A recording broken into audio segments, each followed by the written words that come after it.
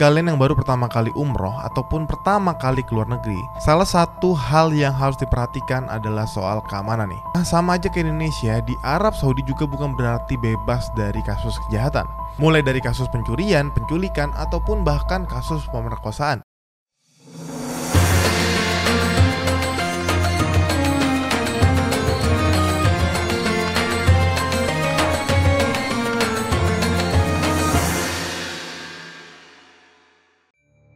Assalamualaikum warahmatullahi wabarakatuh.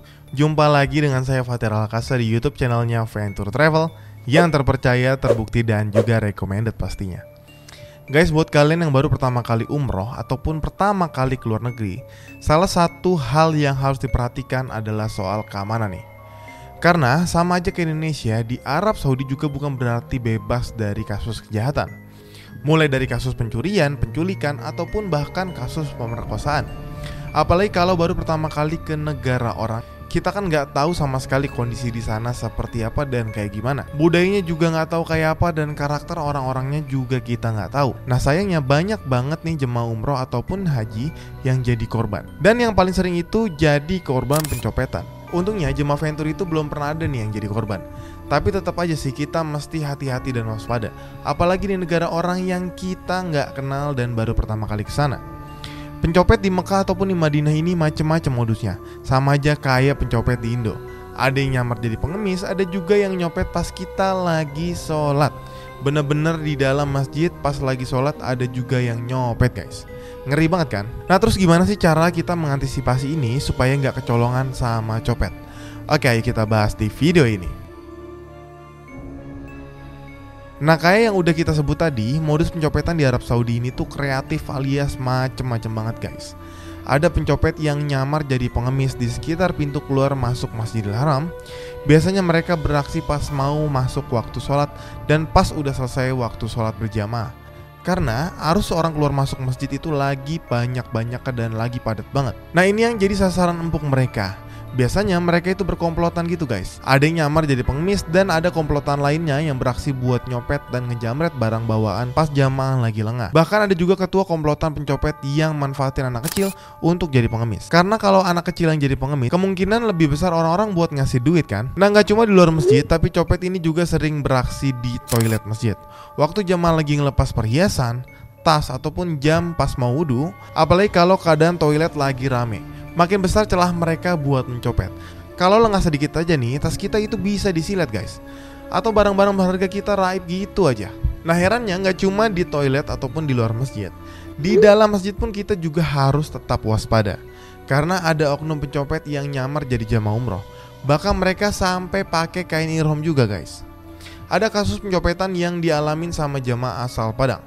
Waktu pengen sholat, beliau naruh tasnya di ujung sejadah. Tapi pas rokaat ketiga tiba-tiba tasnya udah hilang dan raib begitu aja.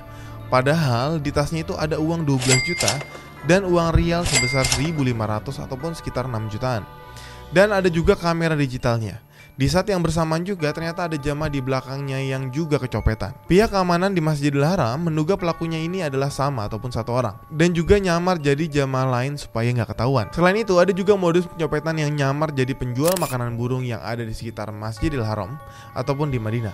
Apalagi jamaah dari luar Arab Saudi kayak kita kan pastinya itu excited banget waktu ngelihat banyak burung merpati di luar Masjidil Haram dan Masjid Nabawi. Makanya banyak juga jemaah yang excited ngasih makan burung merpati ini.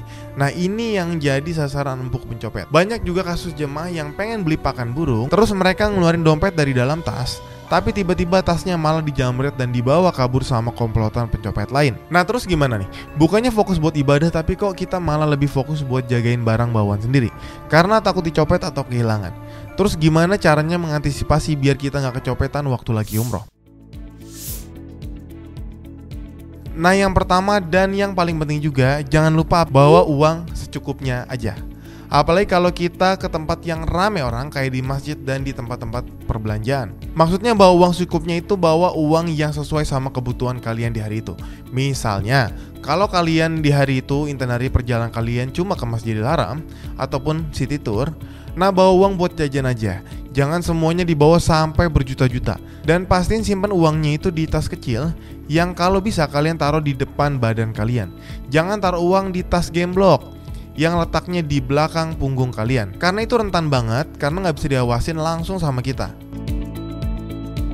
Nah, tips yang kedua, karena ada beberapa oknum pencopet yang nyamar jadi pengemis, kalau kalian mau sedekah, kalian bisa keluarkan uangnya dari sebelum-sebelumnya. Jadi pas di depan pengemisnya itu udah tinggal kasih uangnya aja. Tapi sedekah itu nggak cuma sebatas ke pengemis saja kok guys. Bisa ke petugas kebersihan ataupun petugas Zamzam yang ada di Masjidil Haram, yang kemungkinannya kecil mereka kerjasama dengan pencopet. Kalian juga bisa ngewakafin Al-Quran di Masjidil Haram ataupun Masjid Nabawi. Malah bisa dapat pahala jariah selama ada orang yang baca Al-Quran yang kita wakafin. Dan tips yang ketiga, jangan pernah pergi ataupun keluar sendirian. Jangan misah sama rombongan, ataupun kalian kalau lagi free program dan mau jalan-jalan sendiri, seenggaknya ajak beberapa teman ataupun jamaah lain. Dan wajib lapor ke tour leader pastinya. Intinya jangan sampai benar-benar keluar itu sendirian. Dan tips yang terakhir, selain kalian bawa uang secukupnya, kalian juga bisa manfaatin safety box ataupun berangkas yang ada di hotel buat nyimpan uang dan barang berharga kalian lainnya. Kalaupun nggak ada safety box, kalian bisa nyimpan uang dan barang berharga lainnya di dalam koper dan jangan lupa untuk dikunci ya guys. Nah, untungnya kalau kalian umroh bareng Venture itu bakal dikasih perlengkapan umroh yang super duper lengkap. Mulai dari koper yang super aman, yang ada kuncinya juga, dan ada tas paspor dan pouchnya juga yang bisa dipakai kalian untuk nyimpan paspor dan uang. Jadi kalian nggak perlu repot-repot lagi beli tas ataupun koper lagi nih. Nah, jadi promosi kan nggak apa-apa lah ya.